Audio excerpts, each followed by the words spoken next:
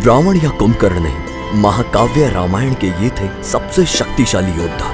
राक्षसों और देवताओं के बीच हुए युद्ध में रावण के पुत्र मेघनाद ने अकेले ही भगवान इंद्र को हरा दिया था। विश्व साहित्य के सबसे बड़े प्राचीन महाकाव्यों में से एक रामायण में भगवान राम, हनुमान, रावण, बाली और कुंभकर्ण जैसे महान योद्धा हैं। हालांकि रामायण में एक योद्धा था जो इनमें से सबसे शक्तिशाली था। यह पराक्रमी योद्धा मेघनाद था। ऋषि अगस्त्य ने भगवान श्री राम को बताया था कि रावण का पुत्र मेघनाद युद्ध का सबसे शक्तिशाली योद्धा है। कहा जाता है कि जब रावण के पुत्र का जन्म हुआ तो उसके रोने की आवाज बिजली की आवाज जैसी थी। यही कारण था कि रावण ने अपने पुत्र का नाम मेघनाद रखा, जिसका अर्थ है बादलों में बिजली। मेघनाद कितना शक्तिशाली था। दैत्यों के महानतम गुरु ने मेघनाद के अंदर छिपे योद्धा को पहचान लिया था और उसे युद्ध के गुण सिखाए थे। उसने मेघनाद को भगवान के अस्त्र शस्त्रों का ज्ञान भी दिया, जिससे वो और भी शक्तिशाली हो गया। मेघनाद ही एकमात्र ऐसा वीर था जिसके पास ब्रह्मास्त्र, पशुपत्र और विषावस्त्र था। सिर्फ यही कारण था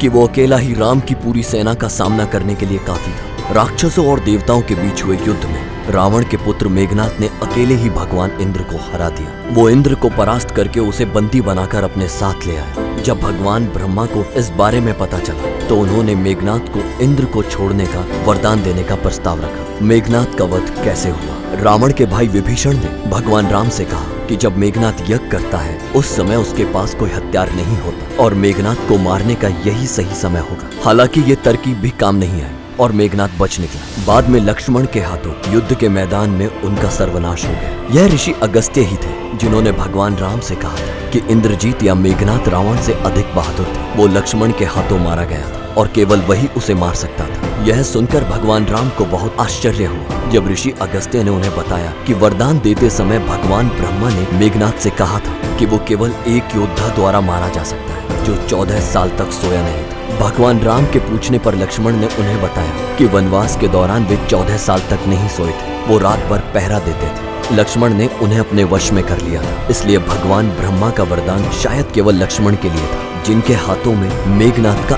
अंत लिखा हुआ था।